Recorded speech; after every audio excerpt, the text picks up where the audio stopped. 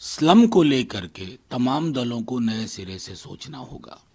Slum सिर्फ श्रम आपूर्ति का केंद्र नहीं है, वहाँ जिंदा लोग रहते हैं। अगर उनकी चिंता आपको चुनाव के वक्त हुई है तो माननीय गृह मंत्री जी, ये उचित नहीं है। ये चिंता 24 घंटे सातों दिन 12 महीने होनी चाहिए। 29 कैंडिडेटों की लिस्ट बीजेपी ने जारी कर दी। कपिल मिश्रा करावल नगर से लड़ेंगे। देखिए, वो जाहिर है कि बहुत विलंब से उन्होंने निकाला, लेकिन जाहिर है शुभकामनाएं। लेकिन दिल्ली का चुनाव महत्वपूर्ण ये है कि वैचारिकी कहाँ खड़ी है, आप क्या करना चाहते हैं। शीश महल राजमहल नहीं चलेगा। आपको ये तय करना होगा कि दिल्ली की जनता की प्राथमिकताएं क्या है।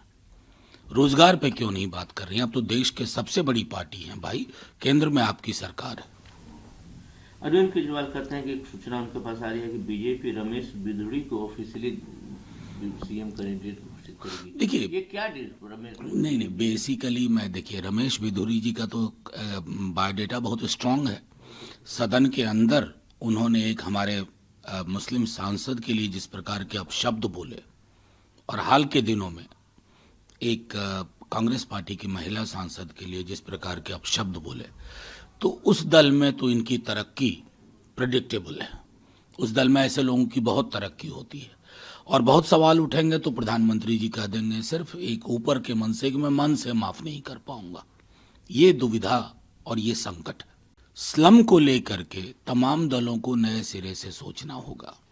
स्लम सिर्फ श्रम आपूर्ति का केंद्र नहीं है, वहाँ जिंदा लोग रहते हैं। अगर उनकी चिंता आपको चुनाव के वक्त हुई है तो माननीय गृह मंत्री जी, ये उचित नहीं है। ये चिंता 24 घंटे सातों दिन 12 महीने होनी चाहिए। 29 कैंडिडेटों की लिस्ट बीजेपी ने जारी कर दी। कपिल मिश्रा करावल नगर से लड़ेंगे। देखिए, वो जाहिर है कि बहुत विलंब से उन्होंने निकाला, लेकिन जाहिर है शुभकामनाएं। लेकिन दिल्ली का चुनाव महत्वपूर्ण ये है कि वैचारिकी कहाँ खड़ी है, आप क्या करना चाहते हैं। शीश महल राजमहल नहीं चलेगा। आपको ये तय करना होगा कि दिल्ली की जनता की प्राथमिकताएं क्या है। रोजगार पे क्यों नहीं बात कर रही हैं? आप तो देश के सबसे बड़ी पार्टी हैं भाई, केंद्र में आपकी सरकार है।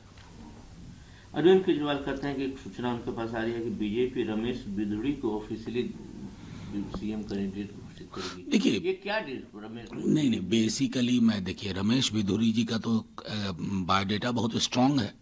सदन के अंदर उन्होंने एक हमारे मुस्लिम सांसद के लिए जिस प्रकार के अपशब्द बोले, और हाल के दिनों में एक कांग्रेस पार्टी की महिला सांसद के लिए जिस प्रकार के अपशब्द बोले, तो उस दल में तो इनकी तरक्की प्रेडिक्टेबल है। उस दल में ऐसे लोगों की बहुत तरक्की होती है, और बहुत सवाल उठेंगे तो प्रधानमंत्री जी कह देंगे सिर्फ एक ऊपर के मन से कि मैं मन से माफ नहीं कर पाऊंगा।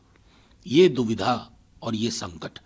न्यूज नेशन अब व्हाट्सएप पर खबरों के ताजा अपडेट के लिए न्यूज नेशन के इस क्यूआर कोड को स्कैन करें।